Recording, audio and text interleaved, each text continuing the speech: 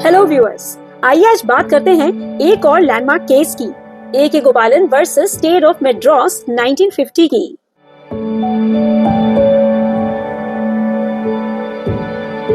ये case revolve करता है ए के गोपालन के चारों तरफ, जो कि एक कम्युनिस्ट लीडर थे और जिनको 17 दिसंबर 1947 को डिटेन कर लिया गया था उनकी कम्युनिस्ट एक्टिविटीज की वजह से। इस केस में सुप्रीम कोर्ट ने बहुत ही इंपॉर्टेंट फंडामेंटल राइट्स एनालाइज किए थे, आर्टिकल 19, आर्टिकल 21 और आर्टिकल 22, जो फोकस करते हैं पर्सनल लिबर्टी पर और प्रोसीजर एस्टैब्लिश्ड बाय लॉ पर। इस केस को पॉपुलरली हेबिस कॉर्पस केस के नाम से भी जाना जाता है। 19 मई 1950 को सुप्रीम कोर्ट ने अपनी जजमेंट में प्रिवेंटिव डिटेंशन एक्ट 1950 की कॉन्स्टिट्यूशनल वैलिडिटी को बरकरार रखते हुए आर्टिकल्स 19 और 21 के दायरे को थोड़ा नैरो कर दिया। हालांकि Maneka Gandhi versus Union of India 1978 के केस में सुप्रीम कोर्ट के 1950 के उस डिसीजन को ओवररूल कर दिया गया और पर्सनल लिबर्टी के कॉन्स्टिट्यूशनल राइट के स्कोप को बढ़ाया, साथ ही साथ लीगल प्रोसीजर्स में फेयरनेस को भी बढ़ावा दिया। आइए अब इस केस को डिटेल में समझते हैं।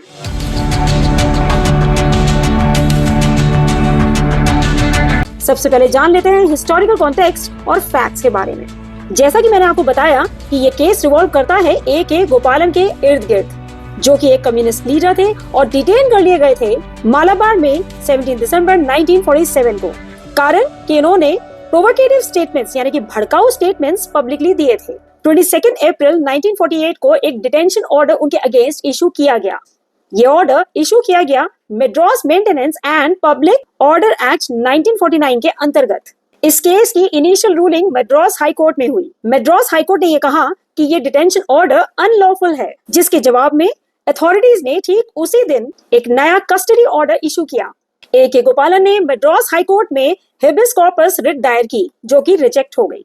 हाई कोर्ट ने कहा कि ये कस्टडी ऑर्डर अनलॉफुल है क्योंकि ए के गोपालन को उनके अगेंस्ट चल रहे 3 क्रिमिनल केसेस में से किसी भी एक केस में बेल ग्रांट नहीं हुई थी। इस केस के बारे में एक और फैक्ट ये है कि ए के गोपालन को 2 केसेस में 6 महीने का कड़ा कारावास मिला और बाद में ये कन्विक्शंस ओवरटर्न कर दिए गए।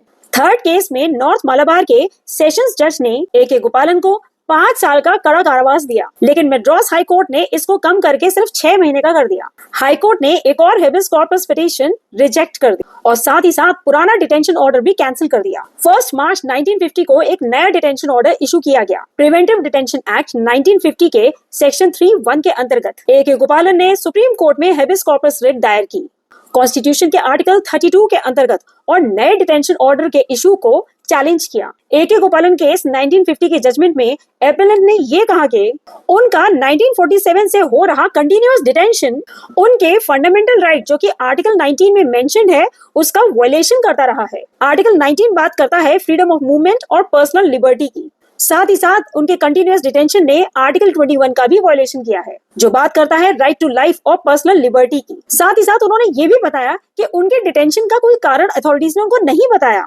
जिससे कि कॉन्स्टिट्यूशन के आर्टिकल 22 का भी वायलेशन हुआ है। एपेलेंट के इन स्टेटमेंट्स का रेस्पोंडेंट ने ये जवाब दिया कि ए के गोपालन का डिटेंशन ऑर्डर वैलिड था प्रिवेंटिव डिटेंशन एक्ट 1950 के अंतर्गत। आइए बात करते हैं इस केस के क्या क्या लीगल इश्यूज थे जो एड्रेस होने थे।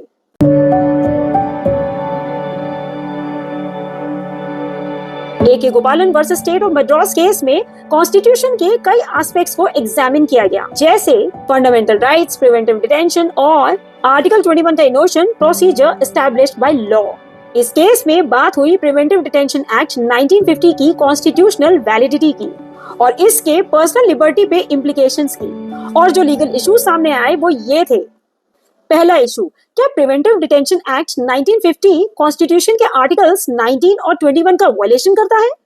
दूसरा इशू, क्या कॉन्स्टिट्यूशन के आर्टिकल्स 19 और 21 इंटरलिंक्ड है?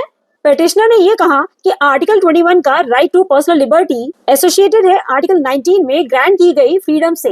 प्रिवेंटिव डिटेंशन के अंतर्गत अगर फ्रीडम ऑफ मूवमेंट रेस्ट्रिक्ट होता है तो यह आर्टिकल 19 में मेंशन किए गए रेस्ट्रिक्शंस में ही आता है। तीसरा इशू, ये जो आर्टिकल 21 का फ्रेज है प्रोसीजर एस्टैब्लिश्ड बाय लॉ, क्या ये ड्यू प्रोसेस ऑफ लॉ के बराबर है? पिटिशनर ने ये कहा कि उनके प्रिवेंटिव डिटेंशन ने प्रिंसिपल ऑफ नेचुरल जस्टिस को वायलेट किया है। तो ए के गोपालन versus state of Madras case में सुप्रीम कोर्ट ने इन 3 इश्यूज को बहुत ही क्रिटिकली एग्जामिन किया।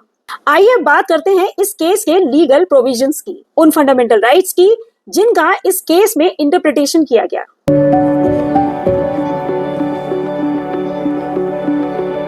पहले बात कर लेते हैं कॉन्स्टिट्यूशन के आर्टिकल 19 की, जो है राइट टू फ्रीडम। आर्टिकल 19 बात करता है भारत के नागरिकों के फंडामेंटल फ्रीडम के बारे में, और ये इंश्योर करता है कि वो पूरे देश में फ्रीली मूव कर सके और अपनी ओपिनियंस को एक्सप्रेस कर सके, जिन्हें हम कहते हैं फ्रीडम ऑफ एक्सप्रेशन और freedom of movement. A.K. Gopalan versus state of Madras case में इस आर्टिकल 19 के ये प्रोविजंस बताए गए। Freedom of speech and expression, freedom of assembly, freedom to form associations और यूनियंस और cooperative societies, freedom of movement, freedom to reside and settle और freedom of profession, occupation, business and trade. इस case में petitioner ने ये कहा कि उनके प्रिवेंटिव डिटेंशन ने उनके राइट टू मूवमेंट को वायलेट किया है, वो राइट टू मूवमेंट जिसका मेंशन आर्टिकल 19 में किया गया है। अब बात कर लेते हैं आर्टिकल 21 की, जो है प्रोटेक्शन ऑफ लाइफ और पर्सनल लिबर्टी के बारे में। आर्टिकल 21 ये कहता है कि किसी भी इंसान को उसकी लाइफ और पर्सनल लिबर्टी से डिप्राइव नहीं किया जा सकता, उन केसेस के अलावा जहां पर प्रोसीजर एस्टैब्लिश्ड बाय लॉ है। पिटिशनर ने ये कहा कि प्रिवेंटिव डिटेंशन एक्ट 1950 आर्बिट्रेरी है और प्रिंसिपल ऑफ नेचुरल जस्टिस को वायलेट करता है। अब बात कर लेते हैं कॉन्स्टिट्यूशन के आर्टिकल 22 की, जो है protection against arrest and detention के बारे में। आर्टिकल 22 आर्बिट्रेरी डिटेंशन से सेफगार्ड करता है और ये इंश्योर करता है कि अगर किसी को भी अरेस्ट किया जाता है तो उसको इसका कारण बताया जाए। आर्टिकल 22 के प्रोविजंस हैं आर्बिट्रेरी अरेस्ट और डिटेंशन को प्रिवेंट करना, अगर किसी को अरेस्ट किया जाता है तो ये इंश्योर करना कि उसको इसका रीजन बताया जाए, किसी के लीगल रिप्रेजेंटेशन के राइट को प्रोटेक्ट करना, बिना ट्रायल के किसी के प्रोलॉन्ग डिटेंशन को प्रिवेंट करना, ये इंश्योर करना कि कस्टडी के दौरान जो कस्टडी में है उसको फेयर ट्रीटमेंट मिले और स्टेट पावर्स को चेक करते रहना। हालांकि आर्टिकल 22 का क्लॉज 3 प्रिवेंटिव डिटेंशन केस में कुछ एक्सेप्शंस को परमिट करता है। A.K. गोपालन केस 1950 के जजमेंट में सुप्रीम कोर्ट ने प्रिवेंटिव डिटेंशन एक्ट 1950 की कॉन्स्टिट्यूशनल वैलिडिटी को बरकरार रखा, ये कहते हुए कि जब तक डिटेंशन ऑर्डर लॉ को फॉलो कर रहा है, कानून को फॉलो कर रहा है, उसको फालतू रीजंस के ग्राउंड्स पर चैलेंज नहीं किया जा सकता। A.K. Gopalan versus state of Madras 1950।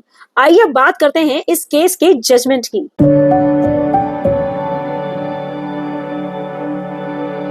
इस केस का जजमेंट सुप्रीम कोर्ट के 6 जजेस की कॉन्स्टिट्यूशनल बेंच से आया। ये जजेस थे जस्टिस हीरालाल जे कानिया, जस्टिस सैयद फजल अली, जस्टिस मेहरचंद महाजन, जस्टिस B.K. मुखर्जी, जस्टिस सुधीराजन दास और जस्टिस M. पतंजलि शास्त्री। ये जजमेंट आया 19 मई 1950 को और ये जजमेंट बेस्ड था 5:1 के रेशियो पे।